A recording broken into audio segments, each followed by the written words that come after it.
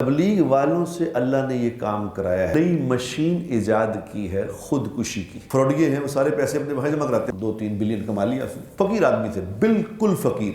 رائیونڈ کی اس نسبت کو بیچنا نہ، کھان نو روٹی نہیں اتنے۔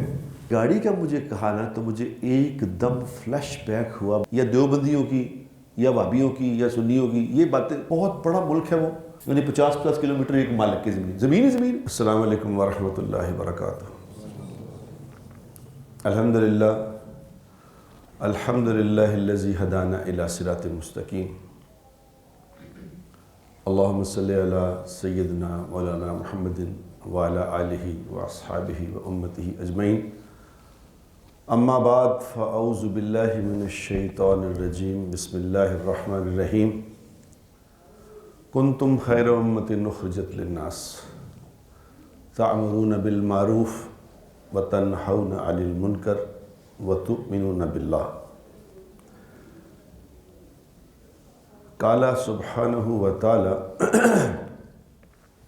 قل ھذہ سبیلی ادعو الی اللہ علی بصیرۃ انا ومن اتبعنی۔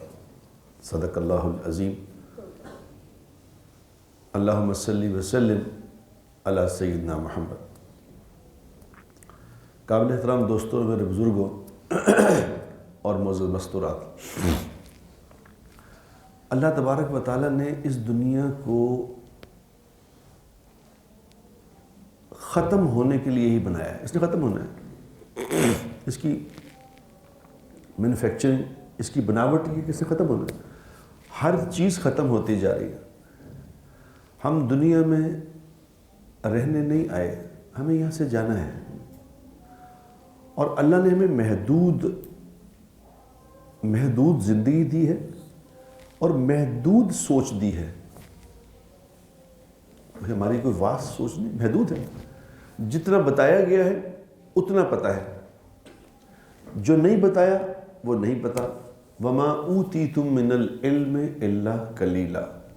ہم نے تمہیں تھوڑا علم دیا ہے، زیادہ نہیں دیا۔ تم تھوڑا جانتے ہو، زیادہ تم جانتے ہی نہیں، کیونکہ محدود ہے نا۔ اللہ کی ذات لامحدود ہے، انسان محدود ہے، اور یہ اگر لامحدود کے بارے میں سوچنا شروع کرتا ہے تو گمراہ ہو جاتا ہے، پھر پاگل ہو جاتا ہے۔ سمجھ نہیں آتی بات میں، ایک چیز اس میں رکھی ہی نہیں۔ موبائل میں جو یہ اس میں جو ڈالتے ہیں سافٹ ویئر، اس میں ایک چیز ہے ہی نہیں، تو وہ اس کو ڈھونڈنے کی کوشش کرے گا تو کیا ہوگا؟ یا تو اس کو توڑ دے گا یا پاگل ہو جائے گا کہ بھئی کیا ہے کیوں نہیں اس میں۔ تو اللہ نے بھی جتنا بتایا ہے اتنا ہی پتہ ہے کہ ہم دنیا میں آخرت کی تیاری کے لیے آئے ہیں، یہاں سے ہم نے آگے جانا ہے، یہاں رہنا نہیں۔ تھوڑا سا یہاں وقت ہے، جو کہا گیا ہے اس کو کر لو، جو نہیں سمجھ آ رہا اس کو چھوڑ دو، گائیڈنس لے لو۔ گائیڈنس کے لیے تمہیں اللہ تعالیٰ نے مہربانی فرمائی، کتاب بھی بھیج دی، نبی بھی بھیج دی، بات سمجھا دی۔ جن لوگوں نے تو مان لیا، جن لوگوں نے اس بات کو مان لیا، وہ ایک نتیجے پہ پہنچ گئے، وہ پرسکون زندگی گزار کے آگے چلے گئے مزے کر۔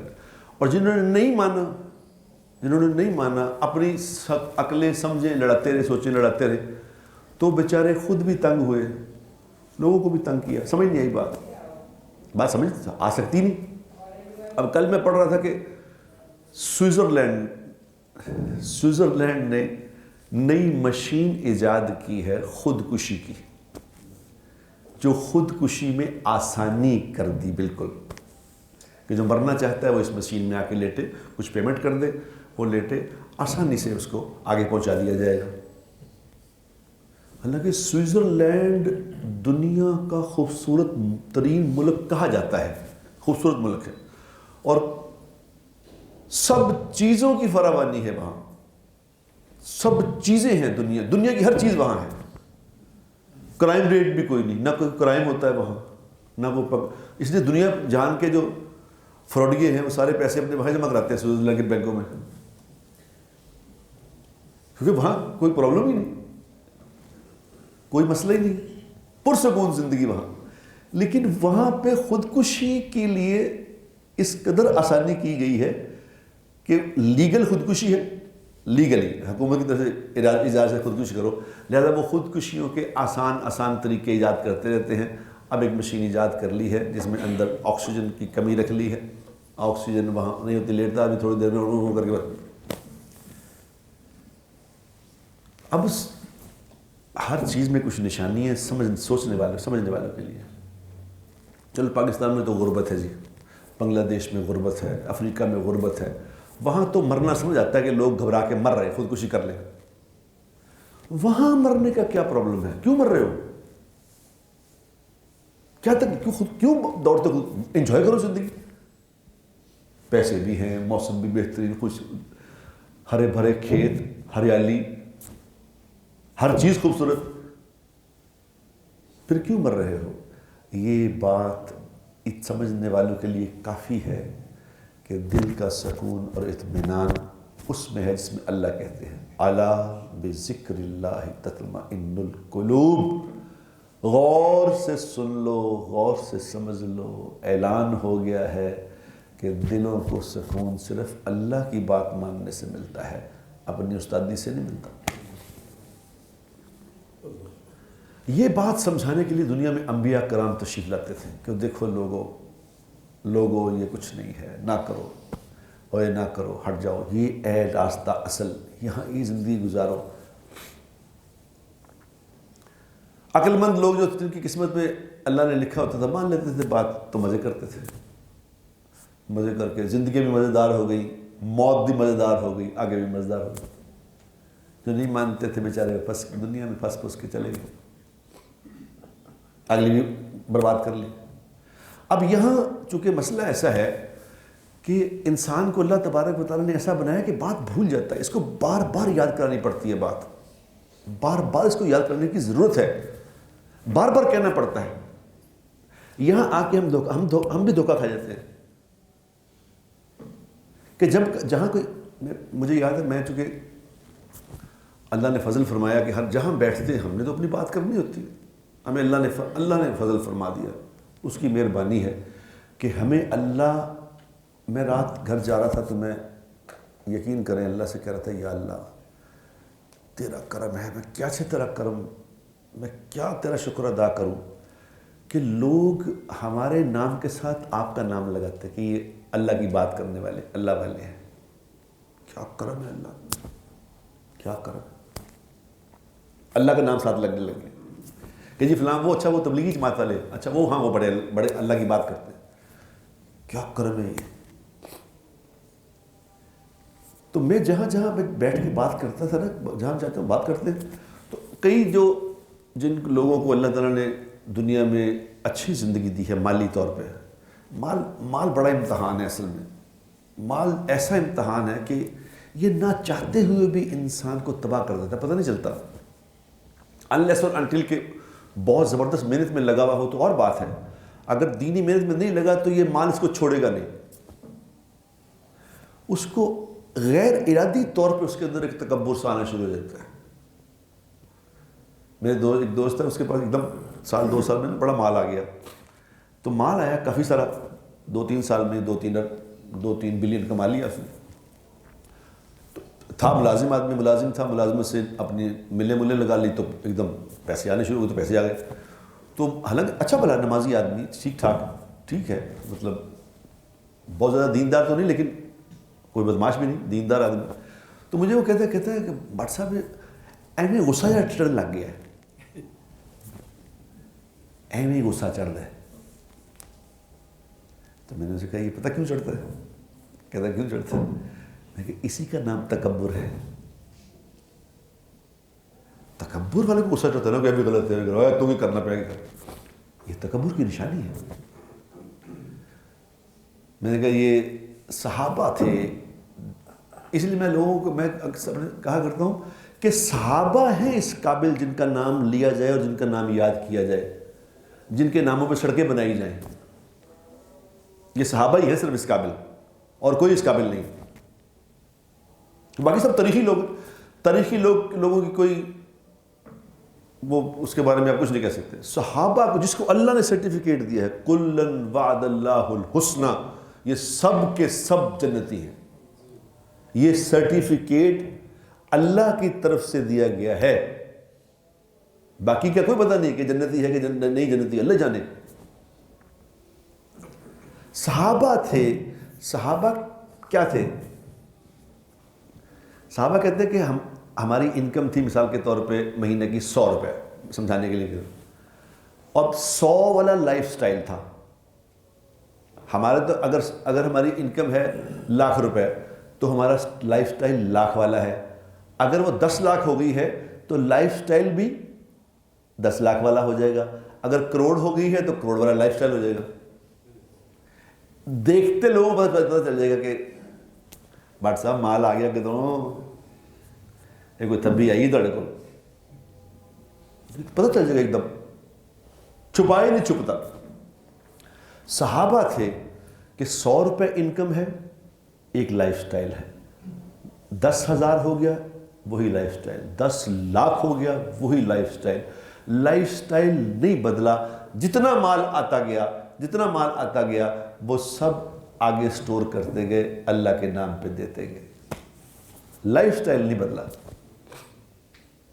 اور یہ میں نشانی بتا دوں آپ کو، جن لوگوں کے لائف سٹائل نہیں نہ بدلتے وہی لائف سٹائل رہتے ہیں، یہ سمجھدار لوگ ہوتے ہیں، یاد رکھنا.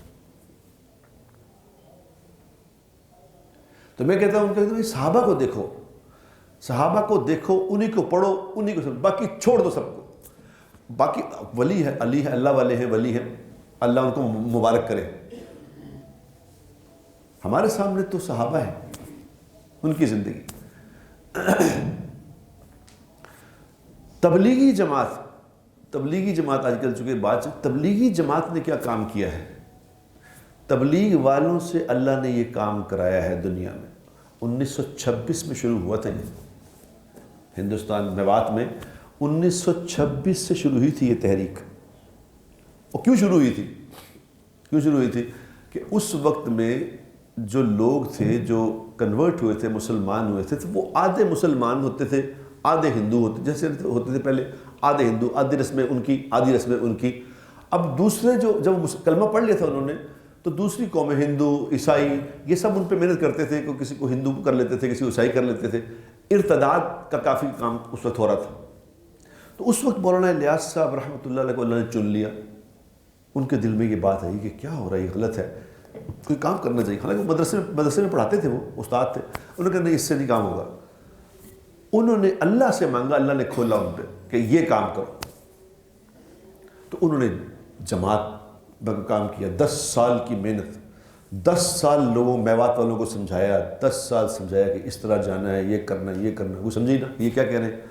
10 سال کے بعد، 10 سال کی ایک انتھک محنت کے بعد ایک 3 دن کی جماعت تیار ہوئی. 3 دن کی. اب وہ 3 دن کی جماعت گئی سب سے پہلی میواتیوں کی. اور وہ ظاہر ہے پہلی دفعہ جماعت گئی تھی، تو جو ان کو بتایا وہ وہاں کھا پی کے حکے شکے پی گئے، روٹی کھا کے اپنا ہو گئے. ہلکا پھلکا وہ تعلیم بھی کر لی ہوئی. تو وہ آگے 3 دن کے بعد تو مولانا الیاس صاحب رحمۃ اللہ نے فرمایا کہ انقلاب آ گیا. انہوں نے کہا مولانا تیں کیا کہے، انقلاب کیسے آ گیا؟ کیا ہوا؟ ہم تو کھا پی کے حکے پی کے آ گئے، انقلاب کیسے آ گیا؟ انہوں نے کہا نہیں، میں دیکھ رہا ہوں، مجھے اللہ دکھا. دیکھو جو دین کا کام کرنے والے ہوتے ہیں نا، اللہ ان کا ویژن بھی براڈ کر دیتا ہے. ان کو دور کی چیزیں نظر آنی شروع ہو جاتی ہیں. تو انہوں نے کہا میں دیکھ رہا ہوں کہ یہ جماعتیں پوری دنیا میں جا رہی ہیں. تم ان قریب چیل گاڑیوں پہ بیٹھ کے دنیا میں جاؤ گے. چیل گاڑیاں یعنی جہازوں میں بیٹھ کے تم دنیا میں جاؤ گے اور اللہ کا پیغام دنیا میں پہنچاؤ گے. یہ میں چونکہ بیچ میں مجھے یاد آ گیا کہ ویژن کیا ہوتا ہے، بزرگ اللہ والوں کا ویژن کیا ہوتا ہے. ایک مولانا ظاہر شاہ صاحب رحمۃ اللہ علیہ ہوتے تھے. مولانا ظاہر شاہ صاحب رائے میں نے دیکھا ان کو، فقیر آدمی تھے، بالکل فقیر. حاجی عبدالوہاب صاحب کا کمرہ ہوتا تھا، تو کمرے کے باہر اتنا بڑا ان کا بستر مسلح وہی ہوتا تھا، پوری زندگی انہوں نے اسی مسلح پہ گزار دی، یقین کریں پوری زندگی، میں گواہ ہوں۔ لیکن کیا انسان تھے وہ، کیا انسان تھے کہ اللہ نے ان کو ایک آنکھ دی تھی۔ مولانا طارق جمیل صاحب کہتے ہیں کہ ہم لوگ 14-15 اسٹوڈنٹ تھے، 14-15 اسٹوڈنٹ رائے میں پڑھتے تھے، اور یہ دن تھے سردیوں کے، جنوری کے دن، اب جیسے سردیاں آ گئی ہیں نا، سردیوں کے دن تو وہاں پہ نہ کوئی گیس کا انتظام تھا، نہ کوئی چولہے، کچھ بھی نہیں، تو وہ سخت سردی تھی، تو ہم لوگ چادریں لے کے گندی صفیں، وہ جو صفی ہوتے کالی ہو گئی تھی، اس پہ بیٹھے تھے، تو مولانا ظاہر شاہ صاحب رحمۃ اللہ نے کبھی کبھی نا وہ ترغیبی بات بھی کیا کرتے تھے، پڑھانے کے علاوہ نا ترغیب کی بات کرتے تھے، تو کہنے لگے وہ انہوں نے مولانا ظاہر شاہ صاحب نے فرمایا کہ دیکھو بیٹا، اس وقت تم لوگ اللہ کے دین کو پڑھ رہے ہو، لیکن یہ تمہارے ساتھ ایک نسبت ہے رائیونڈ کی یہ نسبت ہے، تو میں تجھے نصیحت کرتا ہوں تم لوگوں کو رائیونڈ کی اس نسبت کو بیچنا نہ۔ تو کہنے کے مولانا طارق جمیل صاحب کہتے ہیں میں نے کہا کھان نو روٹی نہیں اتنے، سردی سے تباہی ہوئی بھی ہے، گندی صفحے ہیں، نہ کوئی یہاں آتا ہے، نہ ہماری کوئی بات سنتا ہے، ہم نے کیا بیچنی، نسبت کس کو بیچنی ہے یہ والی، کون خریدے گا ہماری اس نسبت کو؟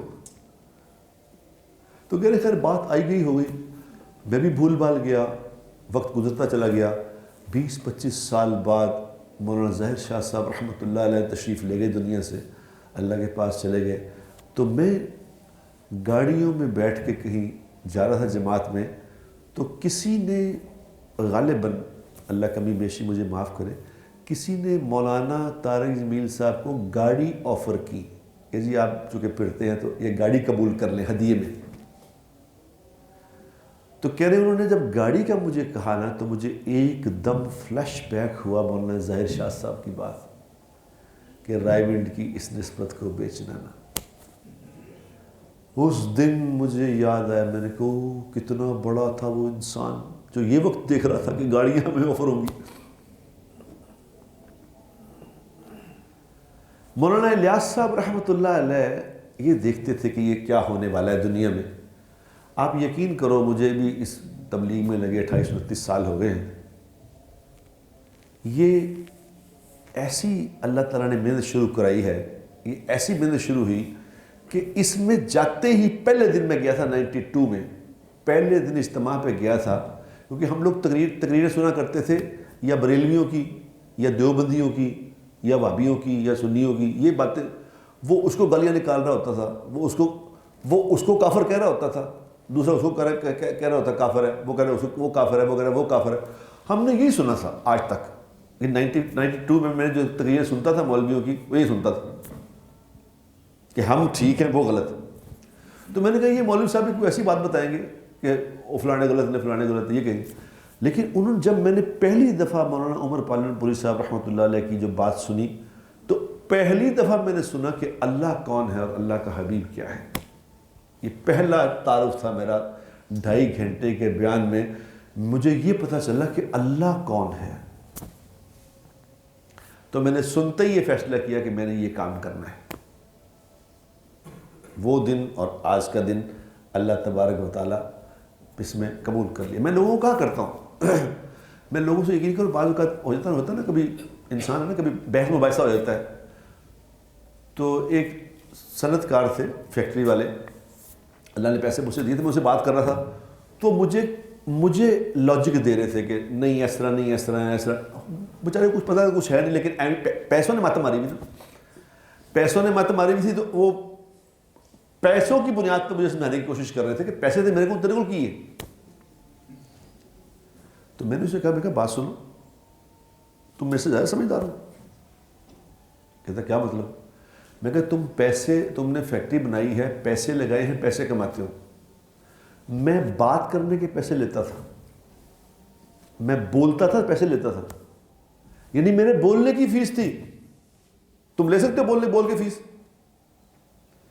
تو ہنسنے لگا، کہتے یار بات بڑی لاجیکل تم نے بات کی ہے۔ میں وہ چھوڑ کے یہاں تجھ سے بات کر رہا ہوں، پاگل ہوں؟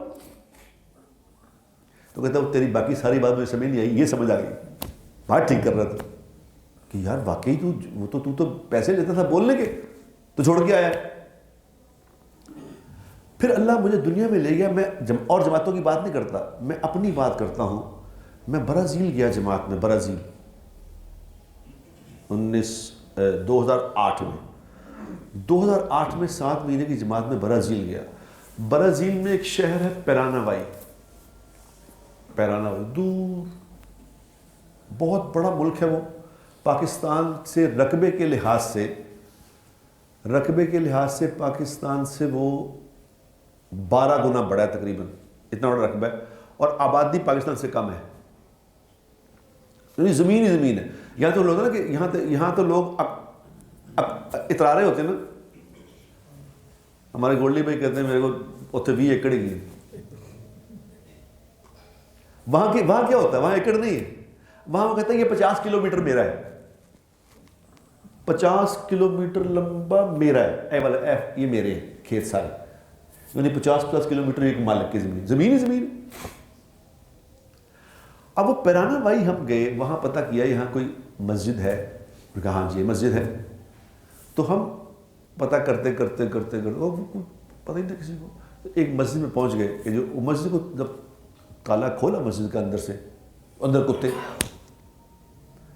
مسجد کے اندر کتے، یہ کیا ہوا؟ خیر ہم نے مسجد کو صاف ستھرا کیا، وہ کب سے ایسی پڑی تھی، نہ کوئی نماز پڑھنے والا نہ کوئی آنے والا، تو انہیں پتا کیا کوئی یہاں پہ مسجد میں امام نہیں، مسجد بڑی خوبصورت تھی، وہ مسجد سعودی عرب کو اللہ جزائے خیر دے انہوں نے بنائی تھی، مسجد وہاں ہر شہر میں مسجدیں بنائی، لیکن ہے کوئی نہیں۔ امام کا پتہ کیا، انہوں نے کہا امام بھی یہاں پہ ہے، وہ کہاں ہے؟ انہوں نے کہا جی وہ نیچے بیسمنٹ میں ان کا گھر ہے۔ امام صاحب کو دیکھنے کے لیے گئے تو امام صاحب نکر پہن کے بیٹھے تھے، کلین شیو، نکر پہنے ہوئی، کلین شیو، اور ایک جوان لڑکی وہاں کام کر رہی ہے اندر، بالکل جوان۔ تو میں نے کہا یہ کون ہے؟ کہتا کام کرنے والی ہے، خود نکر پہنی ہوئی، وہ کام کر رہی ہے، تو بیٹھنے مزے سے۔ میں نے کہا جی آپ امام آپ ہیں؟ انہوں نے کہا الحمدللہ انا امام۔ میں کہا زندہ باد، تیری امامت کے قربان جائیں۔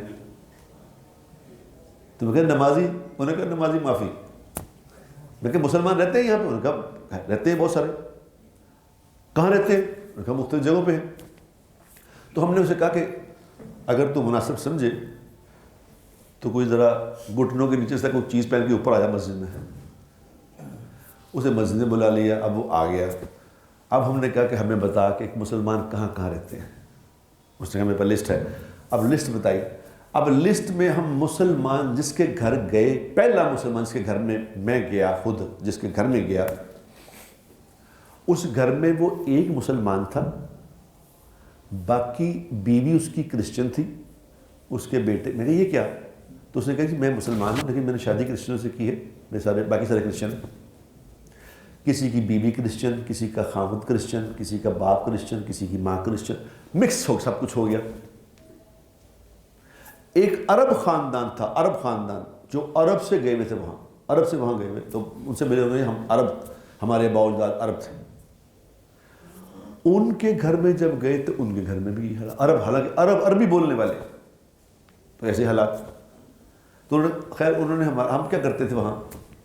ہم کرتے یہ تھے، کوئی بات تو سنتا کوئی نہیں تھا وہاں، ہم یہ کرتے تھے کہ وہاں شہر سے دور ہوتے تھے، ان کو یہ جیسے فارم ہاؤس ہوتے ہیں، فارم ہاؤسوں کی طرح بڑے بڑے فارم ہاؤسز ہوتے تھے، ان کو وہ اس کو پرچگیز میں کہتے ہیں فزیندہ، وہ فزیندے ہوتے تھے وہاں بڑے بڑے۔ تو ان فزیندوں میں لوگوں نے جانور رکھے ہوتے تھے، بکرے بھی رکھے ہوئے ہیں، بلیاں بھی رکھی ہوئی ہیں، کتے بھی ہیں، سور بھی ہیں، سب جانور اپنے اپنے بنائے۔ تو وہاں ہم جاتے تھے، اور خاص طور میری ڈیوٹی ہوتی تھی، میں ہی کھانا پکاتا تھا۔ میاں احسن صاحب یو ایس اپیرل والے، یہ بھی ساتھ مہینے کی جماعت میں ہمارے ساتھ تھے۔ یہ چونکہ پلانر ہے نا، بڑے زبردست پلانر ہیں، وہاں بھی پلاننگ کرتے تھے کہ کیسے لوگوں کو لانا ہے۔ ایسا زبردست ہم ڈنر لگاتے تھے باقاعدہ، جیسا شیف ہوتے ہیں نا، یہ آپ جانتے ہیں میاں صاحب، یہ میاں صاحب وہاں شیف کا کام کرتے تھے. ایسا زبردست ہم نے جناب رات کو 4 5 6 ڈشیں پکانی. میں نے جانا وہاں بکرا ذبح کرنا اپنے ہاتھ سے، وہاں بکرا ذبح کرا کے اس کو گوشت بنا کے لے کے آنا، رات کو پکانا، اور پکا کے لوگوں کو جو مسلمان تھے ان کو کہنا جی آج آپ کی ہم نے دعوت کی ہے. تو دعوت پہ لڑکیاں اور لڑکے، عورتیں بندے سب آ جاتے تھے. تو ان کو ہم نے کھانا کھلانا. تو 1 دن کھانا، 2 دن کھانا، 3 دن کھانا، کچھ بھی نہیں کہہ رہے، کھانا کھلا رہے تھینک یو ویری مچ، کھانا کھلا کے بس چلے جانا. تو 3 4 دن بعد وہ کہتے تھے کہ بات کیا ہے، یہ تم لوگ روز کھانے میں بلا لیتے ہو؟ کہتے کچھ بھی نہیں، مسئلہ کیا تمہیں؟ تم وہاں کہاں پاکستان ہے، کہاں سے چل کے یہاں آئے ہو، تم لوگ مہمان ہو، ہمیں الٹا کھانا کھلاتے ہو. میں جن کا نام لے رہا ہوں نا، میاں حسن صاحب کا، یہ بلینئر آدمی ہے. اب یقین کرو یہ بالکل جیسے ہوٹلوں کے شیف نہیں کام کرتے، اس طرح یہ کام کر کے لوگوں کی خدمت کرتے تھے. یہ کون کر سکتا ہے؟ یہ سوائے اللہ کی ذات کے لیے کوئی نہیں کر سکتا. جس کے بعد تھوڑے سے پیسے ہوں تو سب کو ملازم سمجھتا اپنا. تو 3 4 دنوں بعد وہ پوچھتے تھے آپ لوگوں کو مسئلہ کیا ہے؟ تو پھر ہم کہتے تھے ہم مسلمان ہیں، آپ ہمارے بھائی ہو، آپ نے لا الہ الا اللہ محمد رسول اللہ پڑھا ہے، اور یہ ایک نبی کی زندگی ہے، ہم آپ کو وہ پیش کرنے آئے ہیں. پھر ہماری وہ بات سنتے تھے، پھر ہم ان سے بیٹھ کے بات کرتے تھے، بیان کرتے تھے. پھر ہمارے سامنے، ہماری ان آنکھوں کے سامنے عورتیں حجاب کر لیتی تھیں، عورتیں لباس پہنے، ورنہ تو ننگی عورتیں تھیں.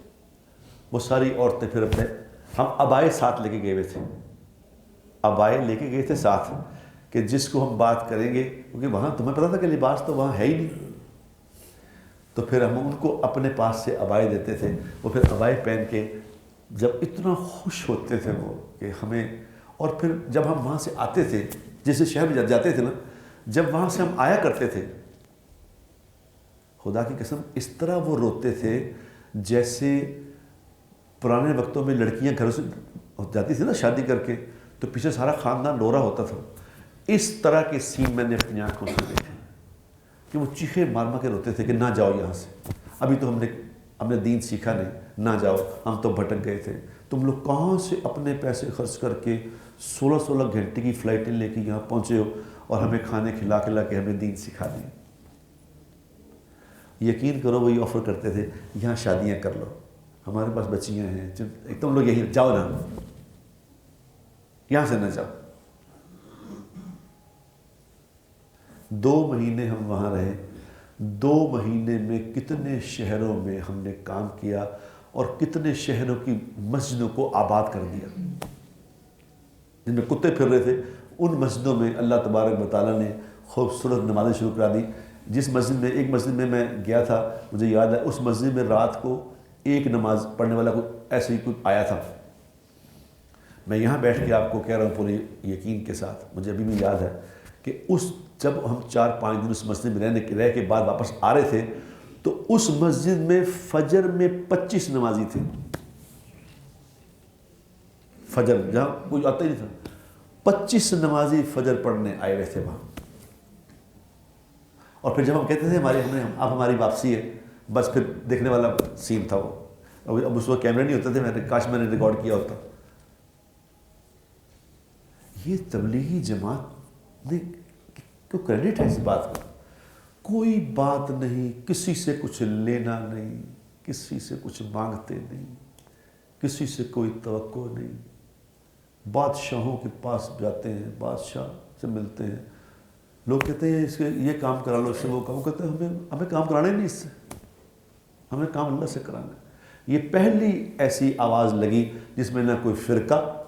ابھی پچھلے میں اجتماع پہ گیا تو میرے ساتھ ایک وہ کھڑا تھا، کوئی بڑا پڑھا لکھا لاہور کا ایک آدمی ہے، PhD کی اس نے، تو وہ گیا تو میرے ساتھ ایک آدمی کھڑا ہو کے نماز پڑھ رہا تھا. ابھی یہ اجتماع کی بات ہے، تو وہ ہاتھ چھوڑ کے نماز پڑھ رہا تھا.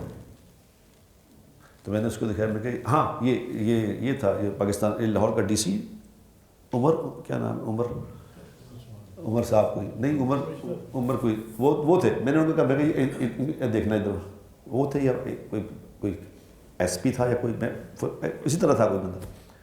میں نے کہا یہ دیکھو کھڑا ہاتھ چھوڑ کے نماز پڑھ رہا ہے. کہتا ہاں ہاتھ چھوڑ کے نماز پڑھ رہا ہے. میں کہا کسی کو کوئی پرواہ نہیں، کوئی ہاتھ چھوڑ کے پڑھے، کوئی ہاتھ اوپر کرے، کوئی ہاتھ نیچے کرے. یہاں یہ مسئلہ ہی نہیں کہ آپ کون ہیں، شیعہ ہیں، سنی ہیں، وہابی ہیں، دیوبندی، یہاں کوئی پرابلم نہیں کسی کو. یہاں ایک بات ہے، آپ مسلمان ہیں، آپ نے لا الہ الا اللہ محمد الرسول اللہ پڑھا، بس. اس سے آگے نہ ہم نے کچھ سننا ہے نہ ہم جانتے ہیں آپ کون ہیں، ہمیں نہیں. اپنے علماء سے جا کے جو کرنا ہے اب جو ہے سب ٹھیک ہے. میرے دوستو، میرے بھائیو، ہم سب کنتم خیر امت نخرجت للناس تعمرون بالمعروف وتنہون. اب تم بہترین امت ہو، اللہ نے تمہیں لوگوں کی نفع رسانی کے لیے نکالا ہے. تم کیا کرتے ہو؟ لوگوں کو اچھائی کی بات کرتے ہو، برائی سے روکتے ہو. ایک ہی تو جماعت ہے جس میں نہ کوئی چیئرمین ہے، نہ کوئی صدر ہے، نہ کوئی سیکٹری ہے، نہ کوئی خزانہ وزیر ہے، نہ کوئی کچھ ہے ہی نہیں. ہر آدمی ذمہ دار ہے یہاں، کوئی کسی کا کوئی عہدہ ہی نہیں ہے. وہ لوگ پوچھتے رہے کہ جی آپ کا ہیڈ کون ہے؟ ہمارے تو ہیڈ ہی کوئی نہیں. یہ جماعت بنی ہے، اس کا ہیڈ چند دنوں کے لیے یہ ہے، جماعت ختم ہوگی ہیڈ بھی ختم. اس لیے تو ساری دنیا 216 ممالک میں تبلیغ کا کام ہو رہا ہے. اس میں 216 ملکوں میں جس کے نصیب میں وہ کر رہا ہے. سارے نہیں کر سکتے، سارے کر ہی نہیں سکتے. یہ نصیبوں کی بات ہے. آپ خود سوچیں، آپ خود اپنے ایمان سے سوچیں. میں جو ایک بات کرنے لگا ہوں اس میں سوچیں. ایک آدمی، وہ ہمارے کل ایک دوست ہیں، وہ کل سیالکوٹ گئے. مجھے کہنے لگے یار میں سیالکوٹ جا رہا ہوں، مجھے پرائم منسٹر نے اسائنمنٹ دی ہے کہ سیالکوٹ جا کے نا تو یہ پتہ کروں یہ سیالکوٹ کا سانحہ کیا ہوا تھا. مجھے پرائم منسٹر نے بھیجا ہے. تو وہ جو فیکٹری کا مالک ہے وہ تمہارا دوست ہے، میری بات کرا دو اس سے. تو میں نے اس فیکٹری کے مالک کو کہا، میں نے کہا یار پرائم منسٹر صاحب کی طرف سے یہ آ رہے ہیں تو ذرا ان کا اکرام شکرام کرو، ان کو بتاؤ سارا کیا ہوا، سارا واقعہ بتانا. تو میں نے کہا جی بالکل. رات مجھے فون آیا کہ جی وہ تشریف لائے ہوئے ہیں، ہم ان کا خوب ان کے لیے کھانا بھی بنایا، یہ کیا وہ کیا. تو ان کی نسبت تھی کہ ہمیں پرائم منسٹر نے بھیجا ہے. آپ خود سوچو، ایک آدمی اس بات پہ فخر محسوس کر رہا ہے مجھے پرائم منسٹر نے بھیجا ہے. ایک آدمی کہہ رہا ہے مجھے اللہ نے بھیجا ہے. میں آپ سے اللہ کی بات کرنے آیا ہوں، میں آپ کو اللہ کا پیغام دینے آیا ہوں. بتاؤ کیا نسبت ہے، کیا نسبت ہے. یہ بڑے کرم کے ہیں فیصلے، یہ بڑے نصیب کی بات ہے. کیونکہ کسی کو جا کے کہے میں اللہ کی طرف سے آیا ہوں، میں حضور اکرم صلی اللہ علیہ وسلم کا نمائندہ ہوں، ان کا پیغام دینے آیا ہوں آپ کو. کتنی بڑی بات ہے بتاؤ. جاؤ اس بات کو جو سوچے گا، جو سمجھے گا، اللہ اس کے دل پہ یہ بات کھول دے گا کہ کیا نسبت ہے یہ. کل جب قیامت میں میدان لگے گا نا میرے دوستو، جب میدان لگے گا تو جب کہا جائے گا کہ اس طرف ہو جاؤ، وہ لوگ جو دنیا میں یہ کہا کرتے تھے کہ میرا مالک اور خالق اللہ ہے، میرا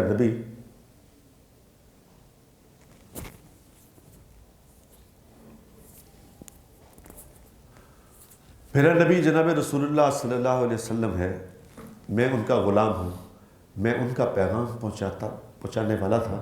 جب کہا جائے گا نا وہ ادھر آ جائیں، تو جس نے کسی سے ایک بات بھی کی ہوگی نا وہ بھی اس میں جائے گا، وہ بھی اس میں جائے گا انشاءاللہ. تو میرے دوستو کچھ نہ کچھ کنٹریبیوٹ کر دو اس میں، لوگوں کو اللہ کا پیغام پہنچا دو، لوگوں کو کہہ دو کہ کامیابی اللہ کے حکموں میں ہے اور نبی کے طریقے میں ہے. اگر یہ کر لیا تو انشاءاللہ بڑی خوبصورت واپسی ہوگی انشاءاللہ. اللہ تعالی ہمیں اس پہ عمل کی توفیق عطا فرمائے. وآخر دعوانا